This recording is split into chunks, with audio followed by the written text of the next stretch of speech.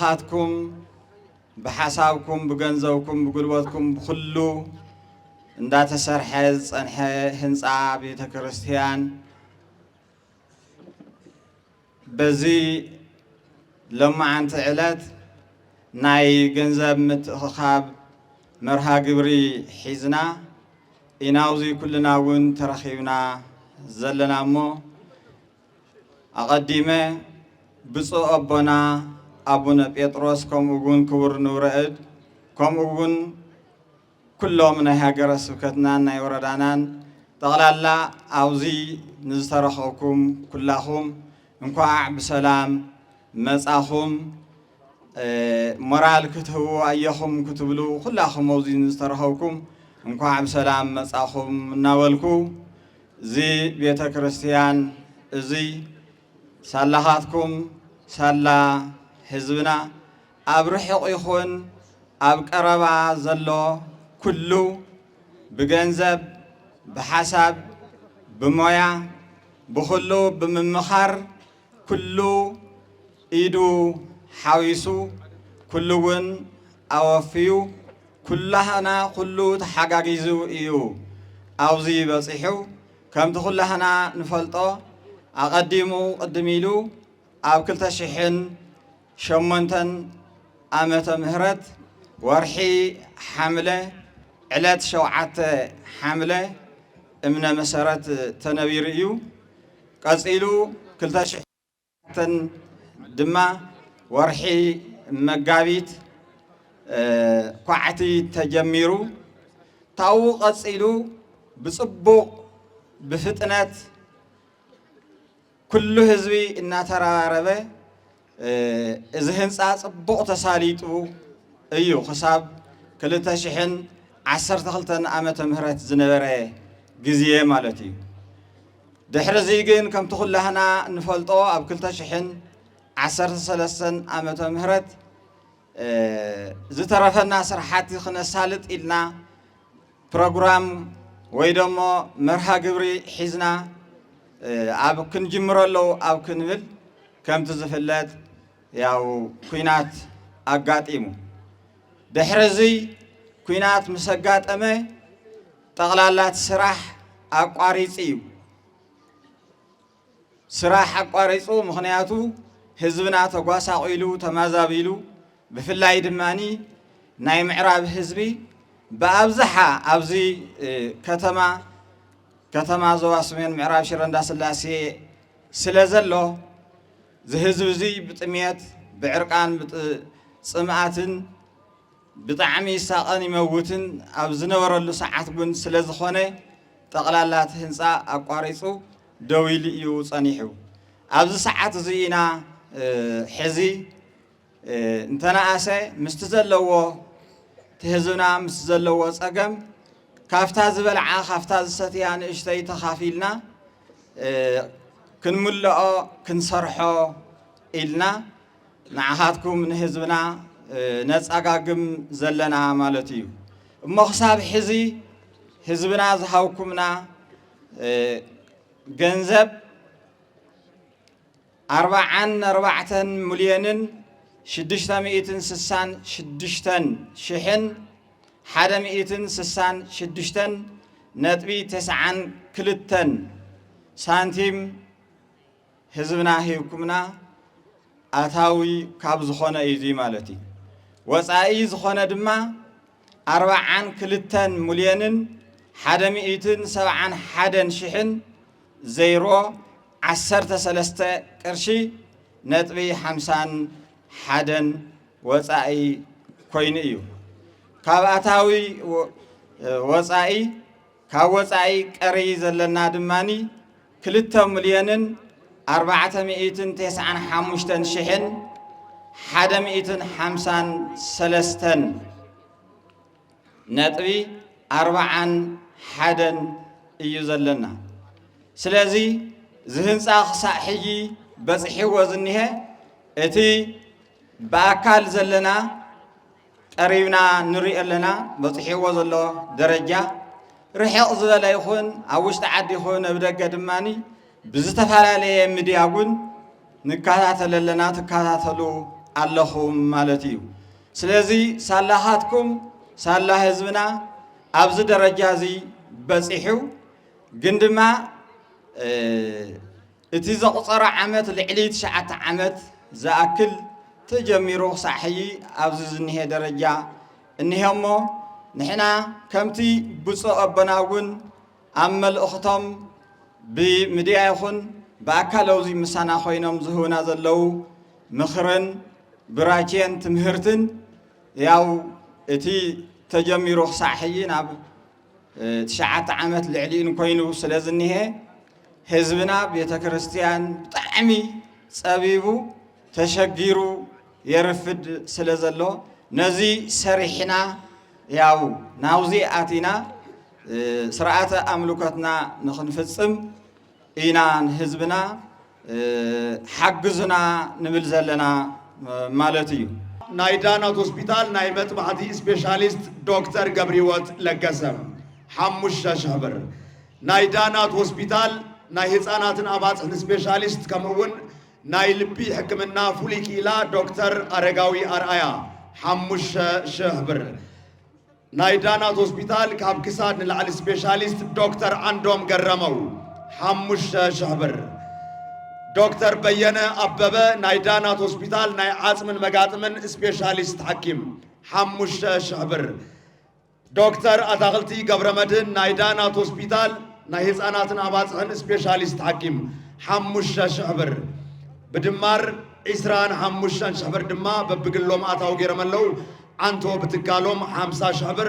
ብድማር 75,000 ብር ዳናት ሆስፒታል ኣብዚ ኣብ ከተማና ኣብ ጠቅላላ ዞባናን ኣብ ትግራይ ንዝገብርዎ ንቑሕ ማሕበራዊ ተሳትፎ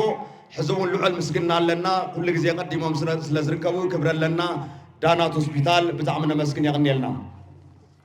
حراي نبتلنا عيت نجاسي قدي بر كلتشه هلك قبر ميكائيل كيدانة بر كلتشه أبرها دستا بر عفراشه لجزة حدوش بر عسرتشه كعساي قبر مدهن بر كلتشحن حلبيتن كشي أمها قبريوت بر سلسشه دانيال برهانة بر حمش تبيتي ممر أرجاي تجبه بر كلتشه ممر إرمياس قدي بر حدشه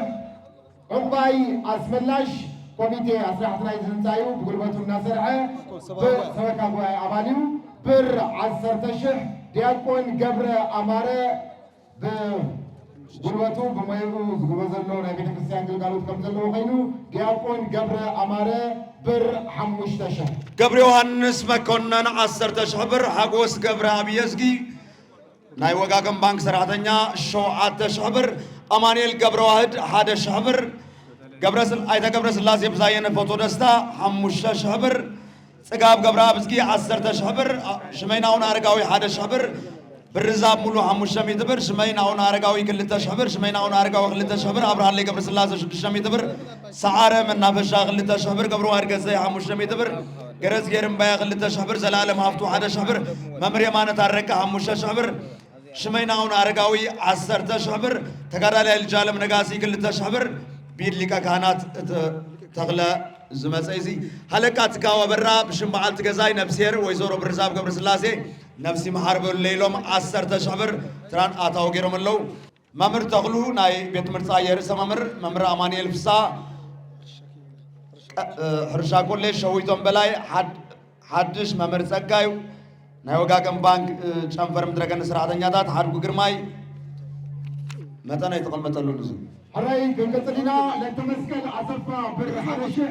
عقوس مسفن بر 50 حيرو قبل جابر بر 10 بسالة سيوم موغوس كيروس بر 11 ممر سلمون والجماريان بر 15 شيشا شمين أبون أرقاوين بر 13 لعك أبرها بر 13 أمبر سلمون بر 11 شمين أبون أرقاوي بر 11 ممر زرعي تولد بر 11 أبرهان ليتعي بر 13 شمين أبون أرقاوي بر 13 برهان نقا بر 13 ملس ميكائيل بر 11 شمين أبون أرقاوي بر 13 منقصهم أبرها بر 11 ዶክተር ገብረ ሚካኤል ገብረ ማርያም ናይ ዳናት ሆስፒታል ናይ ውሽጥ ሕማማት ስፔሻሊስት 5,000 ብር ዶክተር በርሀ ተክለ ናይ ዳናት ሆስፒታል ናይ ጥንስን ሕማማት ማፀንን ስፔሻሊስት ሐኪም 5,000 ብር በጠቃላሊ ናይ ዳናት ሆስፒታል ምስ ሰብ ሞይኦም 9,000 ብር ኣትየሎ አይተ ኪሮስ ፍስሐ ብር 500 ከዋኒ ገብረ መስቀል ብር 500 መላከ ጀነት ተክሊት ንዕሾ ብር 200 ነጋ ተክሊት ብር 1,000 ጽጋብ ወልደ አብዝጊ ብር 1,000 አብርሃ ገብረ ኢየሱስ ብር 600 ሐድሙ ግርማይ ብር 1,000 ኮሎኔል ፀሐይ ይፍጠር ብር 1,000 መምህር ማሙ ታፈረ ብር 2,000 ስመይን አቡነ አረጋዊ ብር 2,000 ደሳለ ስዩም ብር 500 ገብረሕይወት አድሓኖም ብር 2,000 ወለተ አጸደ ብር 200 ማሕራይ ተስፋይ ብር 1,000 ስንዱ መኮነን ንግዚኡ ብር 2,000 ሒላትናላ በቦር ሕግን 500 ብር ኣታውና ገበርክ ዘለኹ እዚ ህንፃ ክሳብ ዛዘሚላላ ስንዱ መኮነን አይተ ወልደ ማርያም ማሞ ብር 500 አዲስ ዓለም ኃይለ ብር 1,000 ምላሹ ግደይ ብር 500 አለቃ ስበሺ ኪዳነ ብር 1,000 ሽሞይን አቡነ አረጋዊ ብር 500 ሰሎሞን ደሳ ብር 1,000 ንቀጥላለና هلقا تغلاي قبر مرن 3,000 ብር ሽመይናውን አረጋው 200 ብር ሽመይናውን አረጋው 400 ብር ተስፋይ ወሉ 500 ብር ኮማንደር ጎይቶም በረ 1,000 ብር ተሾመ ኪዳነ 1,000 ብር ሐድሽ ኃይለ 400 ብር ሽመይን ስላሴ 250 ብር ሽመይናውን አረጋው ይኹን 500 ብር መብራቶም አማረ 1,000 ብር ተሾመ ብርሃነ 1,000 ብር ሽመይናውን አረጋው 800 ብር ሽመይናውን አረጋው 1,000 ብር ሽመይናውን አረጋው 1,000 ብር ኪዱ ኃይሉ 1,000 ብር ተክለ ማርያም ገብረ ገርግስ 1,000 ብር ህይወት ገብረ መስቀል 250 ብር ሽመይናውን አረጋው 1,000 ብር ግደይ የማነ 5,000 ብር ሽመንድ ጸጋይ 1,000 ብር ይከታተለለኹ ብቐጥታ ብቴሌቪዥን ደደቤት ዓብይ ምድላዊ ኩላትና ብብዘለናዮ ኮይና ንተሓጋገዝ ምባል ኣብ ዝተፈላለያ አብያተ ክርስቲያናት ኣብ ዝተፈላለያ ገዳማትን አድባራትን ብምትሕብባር እንፈልጦ ለባም ሓውና በርሀ መንግስቱ 5,000 ብር በርሀ መንግስቱ 5,000 ብር አማኑኤል ግደይ 1,000 ብር ጌታቸው ታፈረ ብር 2,000 በአይነት ጀሚርና ይናይላኩሚና ቅድሚሉ ሓውና ዜናዊ መሳኹቲ ክሕግዝ ብዛዕቕመ ኢሉሎ ሕጂ ድማ ሓደ ዓብይ ማዕፆ ክንሰርሕ ኢና ዝብሉ ዘለዉ ቀርሺ መዝገበ ገብረ መድህን ምስ ወይዘሮ ጽገ በላይ ብሓባር ነናይ ባዕሎም ቀሺ መዝገበ ገብረ መድህን ወይዘሮ ጽገ በላይ ዓበይቲ ማዓፃፁ ክነስርሕ ኢና ብዓይነት ክነቐርብ ኢና ናይ ግድን ዝጀመርናዮ ህንፃ ክንዛዝሞ ኢና ይብለለዉ ዕለታ ባዴታት ዕለታ እስኪ ደሞቕ ዝበለታ ሒዝካውና ምናልባት ዜናዊ ዜድ ዲኮር መስኮት ስለ ዝበለት መስኮት ዝተወደኸ ይመስለና ሓደ መስኮት ጥራሕ ኣይኮነን ዘለዎ ብጣዕሚ ብዙሕ መሳኹቲ ዘለዎ ሰፊሕ ቤተ ክርስቲያን እዩ ብዙሕ ማዕፆ ዘለዎ ሰፊሕ ቤተ ክርስቲያን እዩ ስለዚ ሰራሚክ የድልዮ ብዙሕ ካሬ ብጣዕሚ ብዙሕ ቁፅሪ ዘለዎ ካሬ እዩ ሰራሚክ እውን ካልኦት ብዙሓት ግርማ ዘለዎም መብራት የድልይዎ ምክንያቱ ንዕኡ ዝመጣጠን ንዕኡ ዝምጥን ነቲ ተሰሪሕዎ ዘሎ ዝውክል ግርማ ዘለዎ መብራት የድልዮ ስለዚ ካልኦት ዓበይቲ ምንፃፋት የድልይዎ ካብ ሕዘት ሒዞም ነዚ ተሓሳቢ ጌርና ብዓይነት እውን ክንዲ ዝኸኣልናዮ ክንሕግዝ ንኽእል ኢና ስለዚ ሎማዓንቲ ዝኸኣልና ሎማዓንቲ ኣብዚ ብኣካል ተረኺብና ሓጊዝና ኣለና ስልክ ደዊልና ናብ ሒሳብ ቁፅራታዊ ጌርና እውን ሓጊዝና ኣለና ዘይከኣልና ድማ መደብ ንሓዝ ናብዚ ቦታ መዓዝ ከም ንመፅእ ናብዚ ቦታ መዓዝ ከም ንሕግዝ መደብ ንሓዝ ፕሮግራም ንሓዝ እዚ ናይ ኩላትና ናይ ሓባር ስራሕ ስለ ዝኾነ ሕዚ እውን ናይዚ ዓብዪ ገዳምና ናይ ምስካበ ሰማይታት ቅድስት ሥላሴ ገዳም ቅድስቲ ኪዳነ ምሕረቱ አቡነ አረጋዊ ቤተ ክርስቲያን ሰበኻ ጉባኤ መስራዕቲ ኮሚቴን መላእ ማህበረ ካህናትን ምስጋንኦም ደጋጊሞም እዮም ዝገልጹ ዘለዉ ኩሉ ግዜ ምስ ሓገዝኩምና ኢኹም ኩሉ ምንቅስቓስ ባእኻትኩም እዩ ኩሉ ኣገልግሎትና ሳላኻትኩም እዩ ሃውና ኢልናኩም ገጽ ዓፂፍኩምና ይትፈልጡን ዘለኩም ኩሉ ኢኹም ትውና እሞ ክብረት ይሃበልና ሃብትኹም የብዝሓዮ ጥዕና ይሃበልና ዕድመ ይሃበልና በረከት ይሃበልና ሰላም ይሃበልና ዝብል መልእኽቲ እዮም ዝሕልፉ ዘለዉ ናይ ደደቤት ሚድያ ሓላፊ ዝኾነ ዶክተር ሃይለ ኣብ ምስቲ ናይ ዝነበረ ጦርነት ዓብዪ ኣስተዋፅኦ ዝገበረ እዩ እቲ ምክልኻል ሚዲያ እዚ እንተዘይህሉ ነይሩ ብዙሕ ጉድለት ይነብር ኢለ እየ ዝግምት እዚ ኣብቲ ናይ ስጋዊ መኸተ ጥራሕ ዘይኮነስ ኣብቲ ናይ መንፈሳዊ ኣብያተ ክርስቲያናት በዓላት ክኽበሩ እንተለዉ ኣብያተ ክርስቲያናት እውን ኣብ ተጀሚሮም ዘለዉ ህንፃ ኣብያተ ክርስቲያናት እቲ ሚድያ ለይትን ቀትርን ስለ ንከታተሎ ኣብ ትግራይ ዘለዉ ኣብያተ ክርስቲያናት ኩሉ ሰፊሕ ኣስተዋፅኦ ዝገብር ዘሎ ሓውና እዩ ኣብ ዘለዎ እግዚኣብሔር ክብሪ ምስጋና ይብፃሕኻ ንብል እግዚኣብሔር ኣምላክካ ክፉእ ነገር ይሓልኻ እዚ ትገብሮ ዘለኻ ኣስተዋፅኦ ቀፅለሉ ዓብዪ ቁም ነገር እዩ ኣኒእስና ይንሪአን ኢና ህዝቢ ትግራይ እውን ኣኒእሶ ይርአን እዩ ንሕና ብፍላይ ደሞ ናይ ሃይማኖት መራሕቲ ብጣዕሚ ዓብዪ ክብሪ ኣለና ብንያም ሓውና ጋዜጠኛ ብንያም ናይ ደደቢት ጋዜጠኛ ስርሑ ገዲፉ ቤተክርስትያን ይበልፀኒ ሃይማኖት ይበልፀኒ ኢሉ እዩ እምበር ጋዜጠኛ ስርሑ ሰፊሕ እዩ ንፈልጥ ኢና እቲ ናይ ዕለት ዜና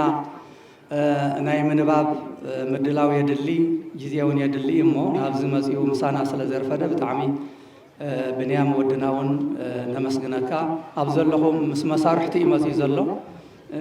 መሳርሕቲ እውን ነመስግን ኣብ ዘለኹም ናይ ሚድያ ኣካላትኩም ኩልኹም ነመስግነኩም ናይ ፀጥታ ኣካላት እውን ነመስግን ብፍላይ ደደቢት ሚድያ ደሞ እግዚኣብሔር ኣምላክ የስፍሓልና ብጣዕሚ ኣመስጊና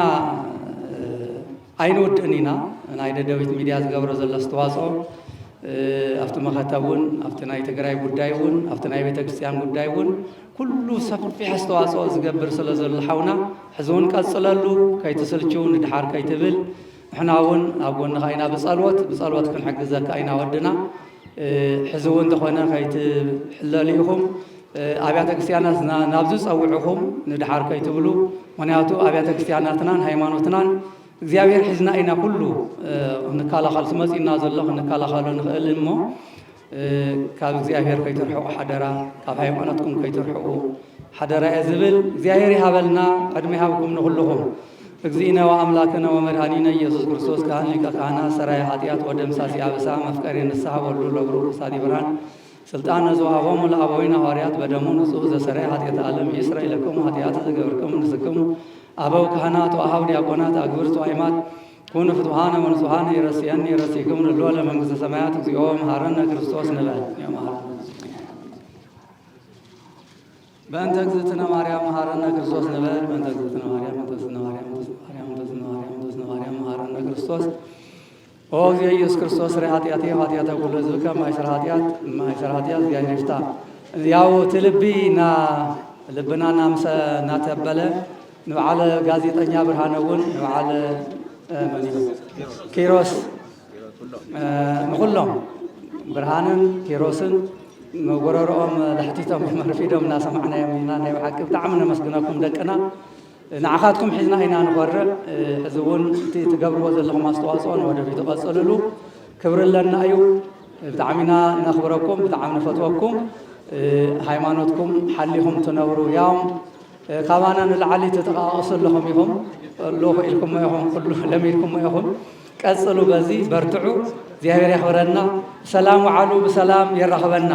ቀጻሊ እዩ እዚ ቴሌቶን እዚ ቀጻሊ እዩ ኣብ ወፃእ ዘለኹም እውን ኣብ ውሽጢ ዘለኹም እውን መፂኹም መሃብ ትኽእል ኢኹም ቀፅልሉ እግዚአብሔር ያኽብረና ብሰላም ዋዓሉ ሰላም የራኽበና ብድጋሚ ሚካኤል ካሕሳይ ስራሕቲ ኣሉሚንየም ሚካኤል ካሕሳይ ስራሕቲ ኣሉሚንየም እታ ኣብዚ ሓድሽ ቤተ ክርስቲያን እትግጠም ዝዓበየት ማዕፆ እታ ዝዓበየት ማዕፆ ኣነ ብፅባቐ ብመልክዕ ብዝተፈለየ ዲዛይን ሰሪሐ ከቕርባ ይፈቐደለይ ዘሎ ሚካኤል ካሕሳይ ስራሕቲ ኣልሙንየምን ብረተ ብረትን ኣረ ድምቕ ዝበለ ተቐይ ድምቕ ዝበለ ሞራላዊና ናብኡ ደው ኢሎም እዚ መልእኽቲ ዝዘምፁልና ኣይተ ፀጋይ መዘንግዕ እውን ብጣዕሚ ነመስግን ኩሉ ግዜ እንዳሓገዙ ኩሉ ግዜ እንዳተሓበሩ ስለ ዝርከቡ ሕዚ እውን ንኣዲስ ኣበባ ደው ኢሎም ኣይተ ሚካኤል ካሕሳይ እዚ ማዕፆ ክሰርሕ እሚኖም ኣተሓባቢሮም ስለ ዘምፁ ብጣዕሚ ነመስግን ኣራይ ብንብረት ማለት እውን ብዓይነት ነዚ ገዳም ናይ ምድጋፍ ስራሕ እናቐፀለ እዩ ፅገ ሃይለ ብራና ናይ ኣቡነ ኣረጋዊ ጻድቅ መጽሐፍ አረጅብሎ ብላዕሚ ለመስገን ይበጃልና ለታይ ተስፋይ አፍላታይ ተስፋይ ብርሃም ሸሪቲ እንደብለ ብለው አማኒ ሃይላይ ብርሃም በሪ ሰላም ብርሃንተሽ ሰላማዊ ሃይለ ብርሃም ቀቦሙ ለስምከ እሺ እሞ በዝሎማዓንቲ አዳሊናዮ ዝነበርና ናይ ቴሌቶን ወይ ደሞ ገንዘብ ናይ ምስብሳብ መርሃ ግብሪ መሰረት ኩሉ ህዝበ ክርስቲያን እንዳተሓበረ ኣብ ርሑቕን ኣብ ቀረባን ኮይኑ ብዓቕሙ ኩሉ እንዳተሓበረ ብጣዕሚ ደስ ዝብል ምትሕብባር እናገበረልና ኣርፊዶ ኣሎሞ ካብ መጀመርታ ካብ መስረት ጀሚሩ ክሳዕ ሕይ ዘሎ ህዝበ ክርስቲያንና ዝገበርኩምልና ምትሕብባር ኣብዚ ብጣዕሚ ብስም ናይዚ ገዳም ሰበካ ጉባኤን መስራሕቲ ኮሚቴን ማህበረ ካህናትን ማህበረ ምእመናንን ብምሉኡ የቕኒየልና እናበልና ምስገና ነቐርብ ኣለና። ቀጻሊ እውን እቲ ዝበዝሕ ገንዘብ ዝሓትት ስራሕትታት ናይ ጉልላት ናይ ማዕጾ ናይ ማትኔላ ናይ ዓበይቲ ኣምፑላት ወዘተ ዝመሳሰሉ ብዙሕ ገንዘብን ብዙሕ ማትርያልን ዝሓትት ናይ ፍንሽግ ስራሕትታት ኣብ ቀጻሊ ይጽበየና ስለ ዘሎ ኩልኹም ህዝበ ክርስቲያን ሕይውን ከም ትቐደምኩም ምትሕብባርኩም ክቕጽል ምትሕብባርኩም ከይፍለየና እንዳበልኩ ብስም ቅድስት ቤተ ክርስቲያን ብስም አጋእዝተ ዓለም ሥላሴ ብስም አዴና ቅድስት ኪዳነ ምህረት ብስም አቦና አቡነ አረጋዊ ያውፃዊዐት እና አቅረብኩ ናይ ዝሓለፈ ዝገበርኩምልና ምትሕባር ግን ብጣዕሚ የቕኒየልና እናበልኩ ኣብዚ ምስገናይ የቕርብ ኣለኹ። ቀስ እናበልና በብዝዓቕሙ ኩሉ ብግሊ ዝኽእል ብግሊ ዘይከኣለ እውን ብቡድን ኮይዱ ደሞ ወይ ደሞ ብሓደ እናተወደበ ከምኡ እውን ኣብ ዝተፈላለዩ ማሕበራት ኣብ ዝተፈላለዩ ናይ እድር ማሕበራት ኣብ ዝተፈላለየ ስራሕትታት ተወዲኩም ትሰርሑ በቲ ዘለኩም ናይ ማሕበራት ብኡ እናተወደብኩም ክትሕግዙና እዛ ቤተ ክርስቲያን ከምታ ዝጀመርኩማ ንኽትፍጽምዋ እየ ደጊመ መልእኽተይ ዘመሓላልፍ ዘለኹ የቕኒየለይ እሞ ኣቐዲመ ኣብዚ ናይ ሎማዓንቲ ታሕሳስ 14 2018 ናይ እቶት መተኣኻኸቢ ቴሌቶን ዝተረኸብኩም ህዝብና ኣኽቢርኩም ንዝመጻኹም ብተወሳኺ ኣብዚ ናይ ቴሌቶን ምስታፍ ካብ ወፃኢ ይኹን ካብ ውሽጢ ዓዲ ነዚ በረከት እዚ ተሳተፍኩም ኣቐዲመ ክብረት ይሃበለይ ብጣዕሚ የመስግን ይብል እቲ ቤተ ክርስቲያን ከምቲ ትርእይዎ ዘለኹም ኣብ ዝሓሸ ደረጃ እዩ በፂሕ ነይሩ። ግን በዚ ናይ ሎማዓንቲ እቶት ዝተኣኻኸበ ሙሉእ ንሙሉእ ይጽግን ኢልና ሙሉእ እምነት የብልናን። ንቐጻላይ ቅድስት ኪዳነ ምህረት ኣሎ ዕለት 16 ስላሴ ጥሪ እውን ኩስሙና ስለ ዝኾነ ኣብዚ እውን ኩልኹም ተሳትፎኹም ኣብ ውሽጢ ዓዲ ዘለኹምን ኣብ ወፃኢ ዘለኹምን ተሳትፎኹም ከይፍለየና ብኽብሪ ንልምን ኣለና። ክብረት ይሃበልና ብጣዕሚ ነመስግን።